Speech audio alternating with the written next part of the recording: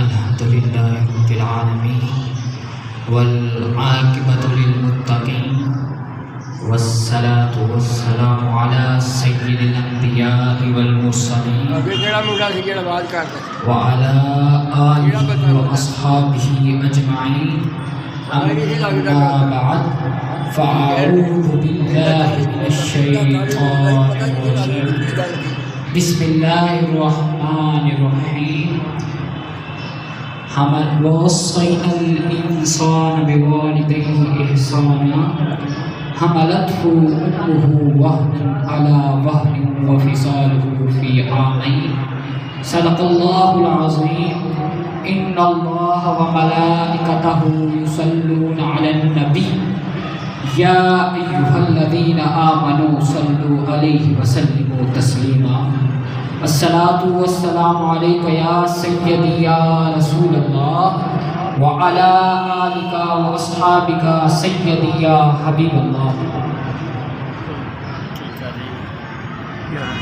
میرا آج کا موضوع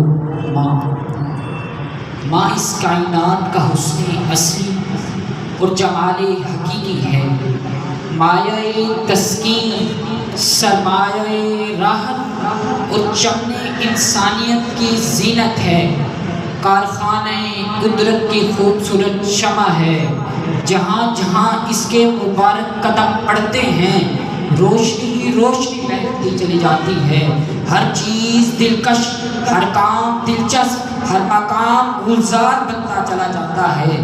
زندگی کے سارے سریلے نغمے ماں کے وجود ہی سے پھوٹتے ہیں، تہذیب و تمدن کے سب پھول اسی آغوش میں کھلتے ہیں، اسی کے قدموں کی خاک سے جوش و ولولہ عطا ہوتا ہے، اس کے لبوں پر مچلنے والی دعاؤں سے سکھ چین نصیب ہوتا ہے. ماں کے بغیر زندگی بے کیف، گھر ویران اور دنیا مصیبت بن جاتی ہے. جس گھر میں ماں جیسی بہار ہوتی ہے وہاں خزاں اپنے منحوس قدم نہیں رکھتی، اس گھر میں مسرتوں اور راحتوں کا راج ہوتا ہے.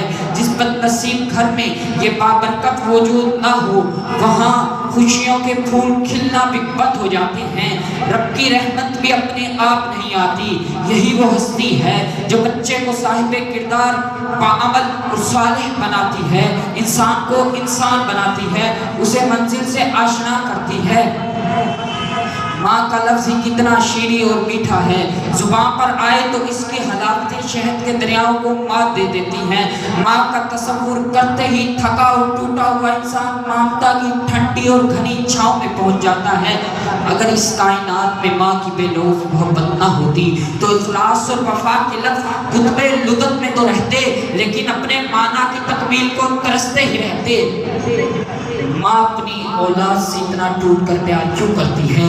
وہ اپنی اولاد کو پڑھانے کے لیے، انہیں سکھی دیکھنے کے لیے اپنے زیور کیوں بیچ دیتی ہے، اپنے سنگھار کیوں قربان کر دیتی ہے؟ وہ کون سا جذبہ ہے جس کے سبب ماں کی محبتوں کا یہ عالم ہے کہ بیٹا کھائے تو سیر ماں ہوتی ہے، پتھر بیٹے کو لگے تو دکھ ماں کو ہوتا ہے، پرسکون بیٹا سوئے تو تھکاوٹ ماں کیوں کرتی ہے؟ ان سب سوالوں کا جواب یہ ہے کہ صرف وہ ماں ہے. ایک مدت سے میری ماں سوئی نہیں تابش، ایک مدت سے میری ماں سوئی نہیں تابش. میں نے ایک بار کہا تھا ماں مجھے ڈر لگتا ہے. ماں اور بچوں کا رشتہ بھی قدرت نے کیسا حسین اور دلبر بنایا ہے. بیٹا 100 سال کا بھی ہو جائے تو پریشانی آنے پر ماں کی گود کی طرف لپکتا ہے. ماں کا شفقت بھرا ہاتھ جب اس کے سر سے ہوتا ہوا رخساروں تک پہنچتا ہے تو ساری پریشانیاں دور ہو جاتی ہیں، دکھوں کے بادل چھٹ جاتے ہیں،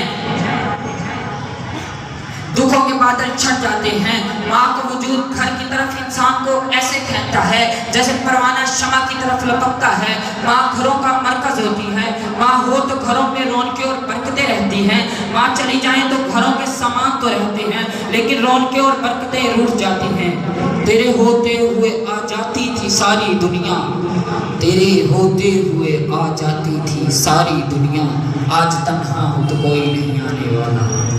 ماں اپنی اولاد کے لیے جتنے دکھ اٹھاتی ہے، جتنی قربانیاں دیتی ہے، وہ بوجھ سمجھ کر نہیں بلکہ ممتا کا جذبہ ایسا مقدس اور گہرا ہے کہ وہ اخلاص کی اس منزل پر ہوتی ہے جہاں وہ دکھ اٹھاتے ہوئے بھی لذت محسوس کرتی ہے کہ میں اپنے بچوں کے لیے دکھ اٹھا رہی ہوں۔ وہ تیر کھا کر بھی فرق محسوس کرتی ہے کہ میں اپنے بچوں کے لیے دکھ اٹھا رہی ہوں۔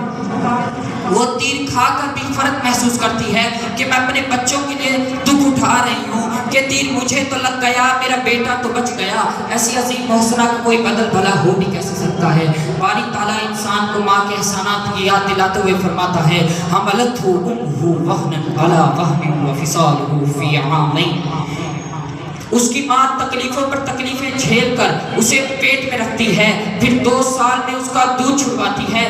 انسان، تو نے کبھی سوچا ہے تیری ماں نے تیرے لیے کیا کیا دکھ اٹھائے ہیں تاکہ تجھے ماں کی عظمت کا احساس ہوتا رہے؟ ماں کا مرتبہ اور مقام کیا ہے؟ اس سوال کا جواب سمجھنے کے لیے ہمیں اس حدیث پاک پر غور کرنا چاہیے۔ حضرت ابن عباس رضی اللہ تعالی عنہ سے مروی ہے کہ ایک شخص نبی کریم صلی اللہ علیہ وسلم کی خدمت میں حاضر ہوا اور عرض کی، یا رسول اللہ صلی اللہ علیہ وسلم، میں نے نظر مانی تھی کہ اگر اللہ تعالیٰ آپ کے لیے مکہ فتح کر دے تو میں بیت اللہ جا کر کعبے کی چوکھٹ کو بوسہ دوں گا۔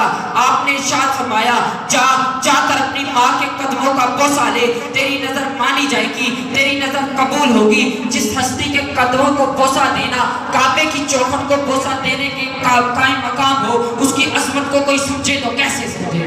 ایک دانشور کا قول ہے، ماں جب تکلیف میں انسان ہائے ماں کہتا ہے تو ماں مر بھی چکی ہو تو اس سے بہت زیادہ دور نہیں ہوتی۔